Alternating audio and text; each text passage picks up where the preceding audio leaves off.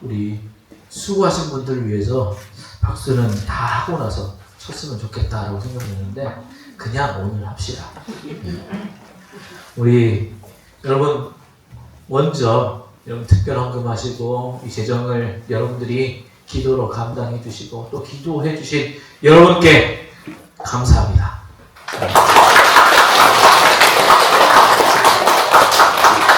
그리고 우리 직접 몸으로 뛰면서 위에 다 이거 기계가 한 거 아닙니다. 로봇가 한 거 아닙니다. 우리 로봇가 우리 장모님들과 우리 안수 집사님이 하신 거예요. 우리 직접 힘쓰신 분들께 또 감사드립니다. 그리고 지난주에 이어서 오늘 또 청소하시느라 수고하셨고 수고하실 분들 우리 미리 박수를 쳐줘야지 그냥 가시겠습니다. 그리고 무엇보다 이렇게 할 수 있도록 해주신 하나님께 감사의 박수를 드립니다.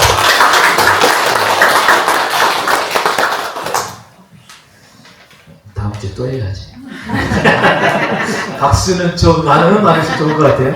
자, 오늘 우리 함께 말씀을 나눕시다. 오늘 우리 읽으시는 하나님의 말씀은 요한복음 12장 12절에서 19절까지의 말씀입니다. 신약 167쪽입니다.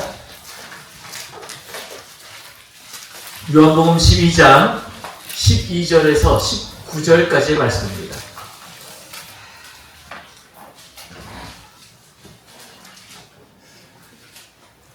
자, 이 말씀 우리 교독으로 봉독하겠습니다. 그 이튿날에는 명절에 온 큰 무리가 예수께서 예루살렘으로 오신다는 것을 듣고 종려나무 가지를 가지고 맞으러 나가 이르되 호산나 천사마리가 주의 이름으로 오시는 이 곧 이스라엘의 왕이시라 하더라. 예수는 한 어린 나귀를 보고 타시니 이는 기록된 바 시온 따라 두려워하지 말라. 보라 너의 왕이 나귀 새끼를 타고 오신다 하는 바 같더라. 제자들은 처음에 이 일을 깨닫지 못하였다가 예수께서 영광을 얻으신 후에야 이것이 예수께 대하여 기록된 것임과 사람들이 예수께 이같이 한 것임이 생각났더라. 나사로를 몸에서 불러내어 죽은 자 가운데서 살리실 때에 함께 있던 우리가 증언합니다. 이에 무리가 예수를 맞으면 이 표적 행하심을 들었음이러라. 바리새인들이 서로 말하되 볼지어다 너희 하는 일이 쓸데없다. 보라 온 세상이 그를 따르는도다 하니라. 아멘. 이 말씀 따라 사는 동안 지치지 않게 하시고 이 말씀 따라 사는 동안 주님 나라 이루소서. 할렐루야. 우리 서로 소리 합시다. 사랑합니다. 축복합니다.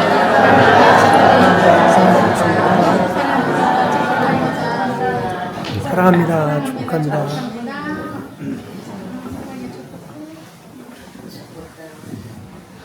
여러분 사랑하고 축복합니다. 저희가 부탁이 하나 있는데요. 옆에 분들하고 사랑합니다, 축복합니다 인사할 때처럼 저를 좀 봐주세요. 그런 표정으로 저를 좀 봐주세요. 네, 어떻게 하시냐면 옆에 사랑합니다, 축복하십니다, 합니다 하는 제가 뭔가 큰 걸 잘못했나 그런 생각이 들어요. 자, 여러분 사랑하고 축복합니다. 아멘. 하나님께 주시는 은혜가 여러분의 삶 가운데 날마다 넘쳐나기를 바랍니다. 자, 오늘 말씀 언제 하는 게 맞는 말씀일까요? 어느 때 하는 게 좋은 말씀일까요? 부활주일요? 종려주일. 종려주일은 다음 주일이요. 근데 왜 이번 주에 하느냐? 저한테는 큰 생각이 하나 있습니다. 뭐냐? 다음 주에는 이제 그 고난주간 얘기를 미리 좀 하려고 해요. 다음 주부터 시작해서 주일 오후, 그리고 특별 새벽기도 5번 해가지고 7번의 말씀을 준비를 해놨습니다. 어떤 말씀이냐? 예수님이 십자가 위에서 하신 말씀, 가상 실험 한번 했는데 조금 더 그때는 한 2개니까 빼먹었을 거예요. 그래서 이번에는 다 하겠다. 그래서 이번 주에 예수님이 가상 실험 전에 미리 우리 종료실 말씀을 함께 나누고자 합니다. 자, 예수님은 이 땅에서 몇 년을 사셨나요? 33년. 그 중에서 공생애는요? 3년이죠. 근데 3년의 기록 중에 마지막 1년 동안의 기록이 많고요. 1년의 기록 중에서도 십자가에 돌아가시기 전 일주일의 기록이 제일 많습니다. 오늘 본문은 예수님의 사역 중 마지막 한 주를 시작하는 말씀입니다. 그러므로 우리가 이 경건한 마음과 간절한 마음으로 이 말씀을 대할 수 있길 바랍니다. 그러면 자, 종료주일 하루 전에 무슨 일이 있었는지를 알아야 돼요. 토요일 날 예수님과 제자들은요, 여리고를 떠나서 베다니에 머뭅니다. 베다니에 누구의 집이 있죠? 누구의 집이 있죠? 제가 지도도 보여드리면서 말씀하셨는데 3남매 그렇죠? 마리아, 마르다, 라사로. 자, 예수님 베다니에 도착하셔서 저녁을 한센병에 걸렸다가 나은 시몬의 집에 초청받아서 거의 식사 대접을 받습니다. 자, 주요 손님으로는 예수님과 제자들 그리고 나사로가 초대되었고, 마리아는 예수님을 섬기는 일을 했죠. 식사가 무르익었을 때 마리아는 준비해간 옥합을 깨뜨려서 향유를 예수님의 머리에 붓습니다. 고귀한 나드 향유는 예수님의 머리에서부터 흘러서 발끝을 적십니다. 마리아는 자신이 예수님께 기름 부을 자격이 없음을 알고 자신의 머리카락으로 예수님 발을 씻깁니다. 마리아의 헌신이 빛난 이유는요, 이 사건이 바로 빈민의 집, 빈민촌이라는 뜻을 가진 베다니에서 일어났기 때문이에요. 당시 베다니는 예루살렘 속에서 이 예루살렘 성이 있으면 거기 수도잖아요. 그러면 거기는 좀 사는 사람들, 형편이 되는 사람들이 거기 삽니다. 그러면 거기 못 살고 그 인근에 사는 사람들은요, 거기 예루살렘에 살 형편이 안 되는 사람들이 있습니다. 그 사람들이 모여 사는 거예요. 하루 벌어서 하루 살기도 힘든 사람들이 모여서 하루에 하루 먹어서 그냥 하루 품삯으로 겨우 먹고 겨우 사는 겁니다. 일 못하면 못 먹어요. 근데 그곳에서 오늘 우리 시세로 하면 한 3천만 원 정도 되는 300데나리온가 3천만 원. 우리 일당이 요즘은 얼마 정도 되죠? 10만 원 넘죠? 15만 원? 15만 원 정도면 4,500 정도 되겠네요. 그 정도 되는 나드 한 근, 이 향유를 예수님께 부었다. 충격이죠. 아니, 여기 있는 사람은 하루 벌어서 하루 먹기도 힘든 사람인데. 그런데 그것 역시 하나님이 준비하신 일이었습니다. 마리아가 예수님께 기름 붓는 행위는 예수님이 메시아, 기름 부음을 받은 자, 그리스도임을 확정하는 그런 예식이었던 거죠. 예수님은 만왕의 왕이고 구원자로 예수님의 입성 전에 기름 부음을 받아 메시아, 구세주로 세워져야 했습니다. 드디어 예수님은 형식적인 면에서도 기름 부음으로 그리스도가 되신 거예요. 우리가 이 향유를 부은 사건에 대해서는 지난번에 한번 나누었기 때문에 그 의미를 굳이 말씀드리지는 않겠습니다. 하지만 그 진짜 의미는 뭐냐? 예수님이 이때부터 사람들에게 그리스도로 인식된다라는 거죠. 성경은 예수님이 베다니에 도착했을 때 많은 사람이 예수님을 보기 위해서 또 죽었다가 살아난 나사로를 보기 위해서 왔다라고 말씀합니다. 그렇게 토요일 밤이 지났습니다. 드디어 주일, 종료주일이 됐어요. 자, 여러분 이해를 돕기 위해서 지도를 보면서 설명해 드릴게요. 원래는 이게 뒤집히는 게 맞습니다. 그림이. 그러니까 예루살렘이 원래는 동쪽에 있어야 되고 베다니가 서쪽에 있는 게 맞습니다. 여러분 그냥 이해를 돕기 위해서 그렇게 한 거예요. 자, 예루살렘이 있으면 예루살렘 그 경계 부분에 우리 감람산, 올리브산이 있고요. 고기를 살짝 넘어가면 그 꼭대기 살짝 넘어 벳바게라는 곳이 있고 거기서 쭉 내려오면 베다니가 있어요. 예수님이 토요일날 머문 장소는 여기 예루살렘에서 한 4km에서 6km 정도 떨어진 베다니에 계셨습니다. 그러니까 종료주일에 예수님이 출발하신 장소는 어디요? 베다니예요. 그래서 두 제자 베드로와 요한으로 추정되는데 베다니 윗마을 여기 벳바게 보이죠? 쭉 오시면서 벳바게 저기서 아무도 타보지 않은 나귀 새끼를 끌고 오느라 하십니다. 또 보셔야 할 것은 예수님이 나귀를 타고 예루살렘 동쪽 감람산 길로 해서 내려왔다는 거죠. 이 올리브산이 있으면 거기서 이렇게 쭉 내려가서 예루살렘으로 들어가시는 거예요. 자, 이스라엘 사람들에게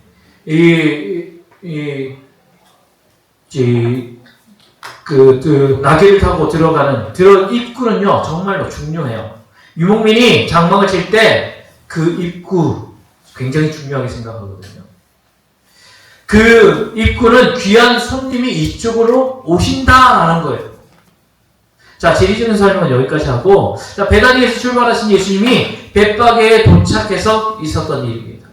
자, 예수님이 벳바게에서부터 새끼 나귀를 타고 예루살렘 성으로 들어가요. 벳바게 마을을 벗어나는 순간 이제 감람산 꼭대기서부터 예루살렘이 보일 것 아닙니까? 그리고 성전이 보이고 다윗 성이 보입니다. 그리고 다 감람산을 내려오는 길 가운데 거의 군중들이 이제 모여들기 시작한 거예요. 모여들어서 예수라는 사람이 왔어. 이 사람은 메시아라고 불리는데 한번 보자. 이렇게 외칩니다. 오늘 말씀 13절 말씀입니다. 종려나무 가지를 가지고 맞으러 나가 외치되 호산나 찬송하리로다. 주의 이름으로 오시는 이 곧 이스라엘의 왕이시여 하더라. 또 누가복음 19장 38절에 이렇게 되어 있습니다. 복되시다. 주의 이름으로 오시는 임금님, 하늘에는 평화, 지극히 높은 곳에는 영광. 이거 어디서 많이 들어봤죠? 예, 천사들이 예수님의 탄생을 노래할 때, 하늘에는 평화, 지극히 높은 곳에는 영광 이렇게 노래를 했죠. 자, 백성들은 이스라엘의 왕, 주의 이름으로 오시는 이라고 말하면서 호산나라고 불렀습니다. 자, 호산나는요, 헬라어인데요. 지금 이게 호산나라고 부르는 것은 헬라어인데, 원래 히브리어는 호시아나. 이거를 헬라어 음으로 부른 거예요. 그러니까 호산나가 호시아나 똑같은 거예요. 호시아는 여기서 나는요, 여기 호시아 나 떨어졌잖아요. 나는 지금, 호시아는 구원해 주소서. 그러면 뜻이 뭐예요? 지금 구원해 주소서. 백성들이 예수님을 왕이라고 칭하면서 지금 구원해 주십시오 할 때 예수님의 반응이 어땠습니까? 평상시 예수님이라면요, 왕이라고 추앙받는 군중들 책망했을 거예요. 그렇게 하지 말라고. 제자들에게도 그렇게 밝히지 말라고 말씀하셨잖아요. 고침을 받던 사람들에게도 이거 사람들에게 알리지 말라고 말씀하셨던 적이 있습니다. 그런데 예수님은요, 그들이 그냥 왕이라고 외치도록 그냥 놔둡니다. 오히려 성경은 이들이 소리 지르지 않았다면 돌들이 소리 지르었을 것이다 라고 말합니다. 이유는요, 예수님이 왕이시기 때문이에요. 예수님은 하나님이 보내주신 왕이었고, 예수님은 이스라엘과 인류를 구원하는 왕이었습니다. 물론 지금 군중들이 말하는, 그리고 군중들이 바라는 왕과 또 예수님이 말씀하시는 왕은 다릅니다. 군중들은 로마의 압제가 있으니까 그 압제에서부터 건져주실 분, 해방시켜주실 분을 찾았습니다. 또 다윗이 왕으로 통치할 때처럼 백성이 잘 먹고 잘 살도록 평안하도록 인도해주는, 내 삶을 편하게 해주는 왕으로 생각했습니다.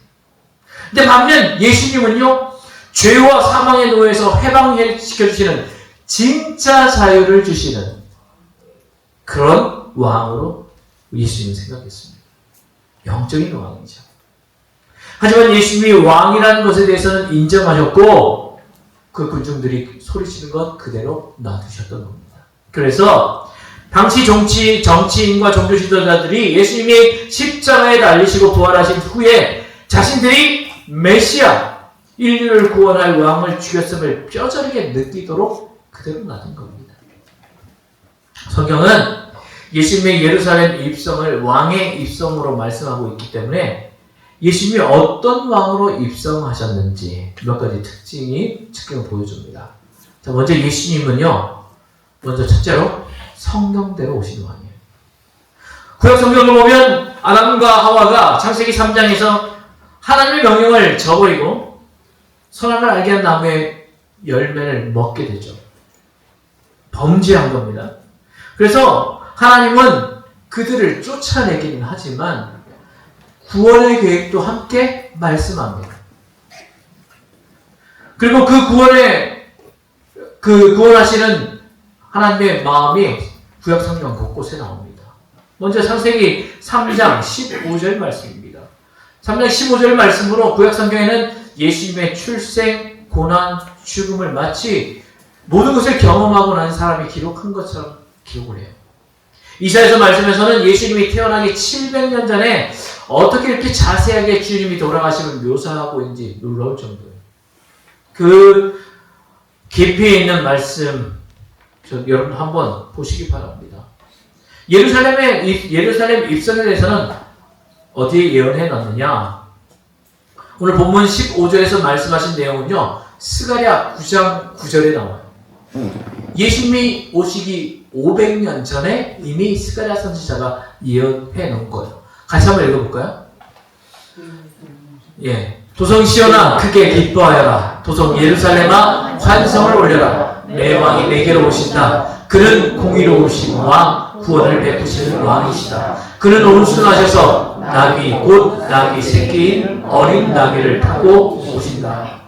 자, 보세요. 오늘 예수님이 벳바게에서부터 감난산을 지나서 예루살렘을 입성하시는 그 모습이 그대로 나오잖아요. 자, 두 번째, 예수님은요, 겸손하신 왕이에요. 방금 읽은 스가랴 9장 9절 하반절의 말씀 보면 겸손하여서 나귀를 타시나니 나귀의 작은 것 곧 나귀 새끼니라, 어린 나귀니라. 이렇게 말씀하시면서 예수님이 겸손한 왕이라고 예언을 하십니다.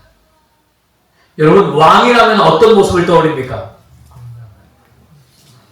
왕관 쫙 쓰고, 예, 망토를 다 들고, 예, 무슨 뭐라 그러죠 이게? 하여튼 봉을 하나 딱 잡고, 예, 왕좌에 쫙 앉아 있거나 아니면 백성들 앞에 나설 때는 백마를 딱 타고, 우리 김정일, 예, 김정일 사진 한번 보여줄까요?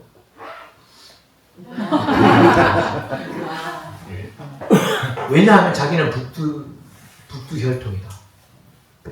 그래서 자기는 고귀한 혈통이다. 이걸 드러내기 위해서 그냥 말도 아니에요. 100마를 타는. 자, 독재자다운 모습이죠. 그 북한 사람들이 이 모습을 보면 그 김정은을 신처럼 모시는 건 아닙니까? 그런데 예수님은 어떤 모습이요? 나귀를 타는데 지금 나귀가 흰색인데 모르겠어요. 흰색 나귀인지 모르겠는데 예, 흰색은 아니었을 거예요. 너무 튀티한 나귀인데 보세요. 어린 나귀이고 다리도 짧고 예, 제가 저 그림을 보니까 예수님이 땅에 앉아달라고 지금 무릎을 이렇게 올리시는 것 같아요.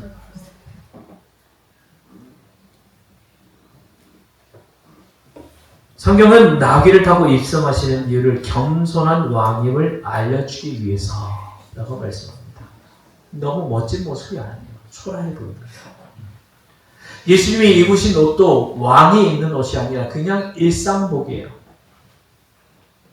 예수님과 겸손은 출생부터 죽음까지 계속 이어집니다. 예수님이 태어나실 때 마구간에서 태어나셨어요. 자, 그분의 직업은 뭔가요? 목수예요. 왜요? 아버지가 목수였으니까.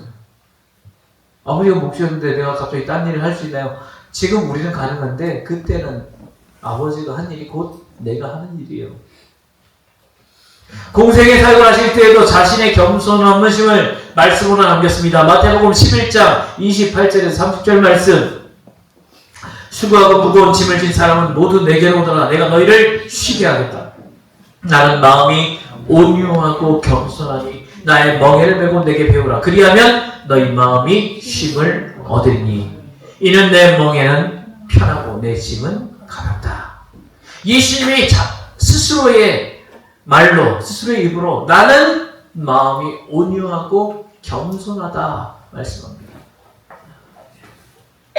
자, 겸손을요, 사전에는요, 남을 존중하고 자기를 낮추는 태도라고 하는데, 예수님이 가지신 겸손은요, 그 말로 표현이 안 됩니다. 저는 예수님이 가지신 겸손을 성경책에 이렇게 써놓았습니다. 겸손, 하나님에 대한 자발적인 헌신과 다른 사람을 위해 자신을 주어 그들을 섬기는 데서 발생되는 모습. 이렇게 정의하고 예수님 살펴보면요, 겸손해 보입니다. 예수님은 왕으로 오셨지만 종으로 헌신하셨습니다. 그분은 섬김 받아 마땅하신 분이시지만 먼저 섬기셨습니다. 제자들의 발을 씻기시고 죄인된 우리를 위해서 그분은 스스로 목숨을 내어 놓으셨습니다. 내가 뭔데요? 우리가 뭔데요? 그 목숨을 바꿀 만큼 우리가 그렇게 고귀한 존재들입니까? 예수님은 선지자로 오셨지만 말씀을 이루기 위해서 고난을 당하셨습니다. 예수님은 제사장으로 오셨지만 제사장의 일을 완성하기 위해 스스로 화목 제물이 되셨습니다. 그렇게 겸손하신 예수님으로 인해서 우리가 구원을 받았습니다. 세 번째는요, 생명과 구원을 주시는 왕입니다. 예수님이 입성하신 날은 6월절에 제물을 드릴 양도 예루살렘으로 들어가는 그런 날이에요. 오늘 본문 12절에 말씀하는 명절은 6월절입니다. 6월절이 되면요, 당시에 12살 이상 된 유대인 남자들은 모두가 다 6월절을 지켜야 됩니다. 당시 6월절에 예루살렘에 그 몇 명이 모였는지를 알려면 제물로 바쳐진 양의 숫자를 세면 됩니다. 보통 양 한 마리에 10명 정도 참석한 걸로 봅니다. 역사가 유세푸스에 의하면 예수님 당시 6월절 제사에 사용된 양이 25만 6,500마리였다고 합니다. 그러면 한 26만 명? 많이 270만 명? 260만 명? 270만 명? 그 정도 되지 않았을까요? 좁은 예루살렘에 그렇게 많은 사람이 있었으니까 인산인대를 이루었겠죠. 이거 보면 지금 요즘에 이제 종려주일 행사를 할 때 사람들이 이렇게 예루살렘에서 이렇게 한다고 합니다. 지금 뭐 전쟁 때문에 못하지만 성지순례를 간 사람들이 이때 맞춰서 이렇게 모여서 이렇게 한다고 합니다. 중요한 것은 사람이 아니라 25만 6,500마리의 양도 유월절 제물로 예루살렘에 같이 들어갔다는 거예요. 그 많은 사람과 많은 양의 행렬 가운데서도 예수님도 인류를 구원하기 위해 십자가에 달릴 제물로서 예루살렘에 입성하시는 거예요. 그리고 성금요일 온 인류를 구원할 어린 양이 되셔서 돌아가심으로 인류에게 그리고 우리에게 또 나에게 생명과 구원을 주신 거예요. 오늘 본문 앞장인 요한복음 11장에 나사렛 이야기가 나오고 오늘 입성 이야기 뒷부분 16장 19절에도 나사로 이야기가 나옵니다.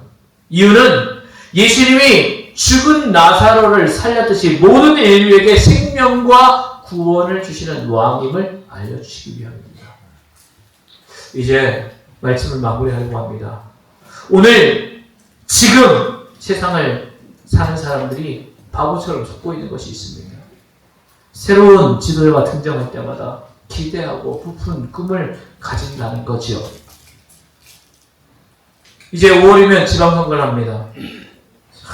저분이 충남도지사가 되면 얼마나 좋을까? 저분이 우리 부여 군수가 되면 얼마나 좋을까? 저런 사람이 우리 군 의원이 되고 하면 얼마나 좋을까? 기대합니다. 하지만 역사는 우리에게 냉혹한 교훈을 줍니다. 인간의 본질적인 문제를 해결하고 우리의 기대들을 충족시킨 지도자는 지금까지 단 한 명도 없었습니다. 많은 지지율을 받지만 대통령이 많은 지지율을 받아도 100% 지지받는 사람이 없습니다. 누구도 만족할 수가 없어요. 어떤 면에서는 지도자에 대한 기대는 곧 실망의 역사였습니다. 지난 정권이 그랬잖아요. 하지만 우리가 믿고 있는 예수님은 그렇지 않습니다. 예루살렘으로 입성하셔서 십자가와 부활사역을 하실 만왕의 왕 예수님은 우리에게 진짜 생명과 진짜 구원을 허락해 주시는 분. 2000년 전 그 예루살렘 성으로 입성하실 때나 지금이나 변치 않으시는 분이십니다. 지금도 우리가 영적인 문제, 육적인 문제를 놓고 기도할 때 그 기도 가운데 응답해 주시는 하나님. 이제 우리가 할 일은 예수님을 온전히 나의 왕으로 모시는 거예요. 보라, 너희 왕이 오신다. 이것은 우리에게 들려질 때, 그래, 우리 왕이 오시네. 힘든 환경에서도 예수님은 나의 왕이라고 힘차게 고백하고 왕 대신 주님을 모시고 살아가는 저와 여러분 될 수 있기를 주님의 이름으로 축복합니다. 아멘. 기도하겠습니다. 이 시간 함께 기도할 때 그렇습니다. 주님을 나의 구주, 나의 하나님, 나의 왕으로 내 삶에 모셔드립니다. 나를 위해 구원을 베푸시기 위해 이 땅에 오셔서 생명을 내어놓기까지 우리를 사랑하신 주님, 우리도 주님을 사랑하며 주님을 내 삶의 중심, 나의 왕으로 모시고 살아가기 원합니다. 주님이 내 삶에 오셔서 나를 다스려 주시고 내 삶을 인도하여 주옵소서. 나와 함께하여 주옵소서. 함께 기도하겠습니다. 살아계신 역사하신 우리 아버지 하나님, 주님의 은혜의 말씀을 우리는 붙잡습니다. 주님께서 우리와 함께 하시기 위해 이 땅에 오셨습니다. 그리고 이 땅에 오신 주님께서는 우리를 위해서 정말 하나님의 은혜를 우리 가운데 나타내기 위해서 십자가 지기 위해 이제 예루살렘 성으로 들어갑니다. 예루살렘으로 들어가는 그 예수님을 향하여 보라 우리 왕이 오신다 라고 외쳤던 그들, 호산나 나를 구원해 주셔서 외쳤던 그들처럼 우리도 주님의 은혜를 구하며 주님을 나의 구주, 나의 하나님, 나의 왕으로 모셔드리기를 원합니다. 주님은 지금 우리에게 오셔서 성경대로 오신 왕, 그 성경대로 이끄신 그 주님의 온전하신 은혜를 우리가 입기를 원합니다. 겸손하신 왕으로 오셔서 우리를 높이시고 우리를 온전케 하시기 위해 스스로 낮아지시고 스스로 내어놓으신 그런 아버지 주님의 은혜를 우리는 입기를 원합니다. 나를 살리기 위해 스스로 아버지 생명을 내어놓으셨고 나를 아버지 하나님과 화목케 하기 위해 스스로를 화목제물로 내어 아버지 우리를 하나님의 은혜로 회복케 해주신 하나님의 놀라운 은혜가 예수를 우리는 기억하기를 원합니다. 그 예수 그리스도를 나의 왕으로 모셔드리며 나의 삶의 중심에 아버지 모시고 살아가기를 원합니다. 주님께서 내 삶 가운데 오셔서 아버지 나의 문제를 해결해 주시며 내 삶 가운데 오셔서 나의 모든 길들을 인도해 주시기를 원합니다. 아버지 그 주님께서는 아버지 내 삶의 중심에 오셔서 아버지 나를 인도해 주시는 하나님으로 기능적인 것으로만 그치는 하나님이 아니라 온전히 내 삶을 드림으로 내 삶의 주인이셔서 내 삶 가운데 놀라운 은혜를 베풀어 주시는 하나님으로 함께 하시는 우리 신앙 고백의 중심이 될 수 있도록 도와주시고 또 아버지 그 고백한 대로 우리 주님께 삶을 맡기며 나아가 주님께서 주시는 놀라운 은혜를 입으며 사랑하는 우리 성도를 다 될 수 있도록 인도해 주시기를 소원합니다. 그 주님께서는 우리 왕으로 오셔서 이제 우리를 위해서 그 십자가에 죽기까지 우리를 사랑하시고 끝까지 놓지 않으시며 아버지 이제 이후에는 우리를 하나님의 자녀로 아버지 그 신분을 변화시켜 놓으실 능력의 주님이신 줄 믿습니다. 이제 우리는 그 주님과 함께 그 주님의 은혜를 누리며 살아갈 수 있도록 도와주시고 주님의 은혜 속에 서갈 수 있도록 도와주시기를 소원합니다. 아버지 하나님 우리와 함께하여 주시옵소서. 아버지 하나님 우리를 붙잡아 주시옵소서. 주님께서 우리의 왕이 되셔서 이 땅에 왕으로 오셨음을 우리는 믿습니다. 호산나 우리를 구원하소서. 지금 우리를 구원하소서 외쳤던 그들의 외침처럼 주님 우리를 구원하여 주옵소서. 그 외침을 주여 들어주시옵소서. 우리는 주님이 필요합니다. 우리는 주님의 은혜가 필요합니다. 도우심이 필요합니다. 함께 하심이 필요합니다. 주님께서 우리의 신분을 변화시켜 주셔서 하나님의 자녀로 우리의 삶을 변화시켜 주시기를 원합니다. 주님, 그러기 위해 주님께서 우리 삶의 중심에 오시고 우리 삶을 다스리시는 우리의 왕이 되어 주옵소서. 그 왕이신 주님을 향하여 주님이 나의 왕이시라고 고백할 수 있는 우리의 입술들, 우리의 마음이 되도록 도와주시고 그 주님을 우리의 왕으로 모시고 살아가는 우리의 삶이 변화되고 생각이 변화되고 우리의 모습이 변화되어 주님과 함께 동행하며 살아가 하나님께 주시는 은혜를 온전히 누릴 수 있는 우리 성도들 다 되도록 인도하여 주옵소서. 예수님 이름으로 기도하옵나이다. 아멘. 우리 일어서 찬양합시다.